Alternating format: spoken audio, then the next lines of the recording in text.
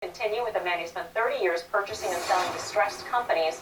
Soon after, Asher Edelman chronicled his strategy by teaching a course at Columbia entitled Corporate Rating, The Art of War. Then after leaving Wall Street, he made his mark on high-end investing and established Edelman Arts in New York City. He joins us here at the NASDAQ. Asher, it's a pleasure to have you on the program. Thank you very much. Nice to be here. You say that we are currently in a recession. Every Fed official who speaks to us tells us we are not in a recession. What are they missing? I think it's pretty straightforward. The average American has not had an increase in pay in 15 years, but things have cost more in the marketplaces. He has been in a recession for 15 years. Nothing's changed for him. Up at the top, we're not in a recession, but 80% of the Americans have been in a recession for at least 15 years.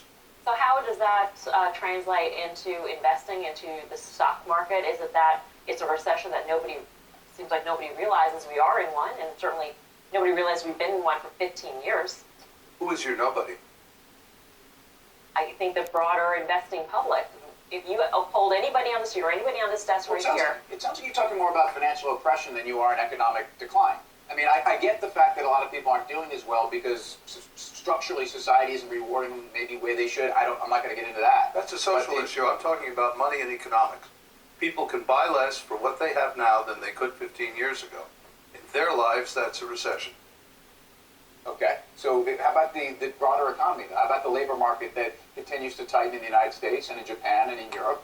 And I was going to tell me that's a backward leading indicator, but right now I see a job market that tells me that the service sector is more than making up for manufacturing and commodity. And you are, of course, aware that we have fewer people as a percentage of the population employed today than we did in 2007. Yes. Okay. Well, what's that about a job market worse? Yes, it is. And then if you take into account the people who are working in McDonald's who used to run a computer for somebody else, it's even worse than that. So let's say you're back on Wall Street today. How would you express those views in investing or in any other way when it comes to money and investing? My view was always very straightforward. If you could buy control of a company or close to control of a company where the hard assets are worth 2 times the stock price, you could then work out something to do from there. That's what I'd be doing. Are there sectors that you look out at right now and think, if I were still in the game, this is an area that I would go after? Yeah, I look at some distress, mainly in Europe today, but I look at distress, yeah. In Europe? Yeah.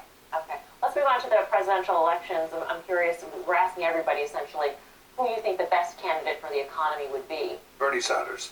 Without a doubt. Why is that? No question. Well, I think it's quite simple again. If you look at something called velocity of money, you guys know what that is, I presume. That means how much gets spent and turns around. When you have the top 1% getting money, they spend 5–10% of what they earn. When you have the lower end of the economy getting money, they spend 100 or 110% of what they earn. As you've had a transfer of wealth to the top and a transfer of income to the top, you have a shrinking consumer base, basically, and you have a shrinking velocity of money. Bernie is the only person out there who I think is talking at all about both fiscal stimulation and banking rules that will get the banks to begin to generate lending again as opposed to speculation.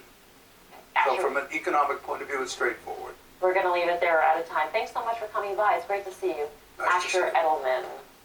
So Bernie Sanders, wow. I mean, that's an interesting view. I will say this about it. I mean, the man is passionate about what he says. I don't agree with most of the things that he says, but at least, I will tell you, he is earnest as can be, and he's passionate about what he says. I'm not certain Wall Street would agree with Asher, but maybe a lot of folks at home seem to do. All right, we've got some sad news here on Wall Street.